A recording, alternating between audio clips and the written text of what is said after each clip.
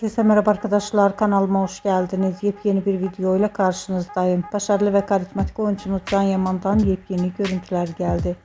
Can Yaman'ın çekildiği Buru dizisinin çekimleri başladı arkadaşlar.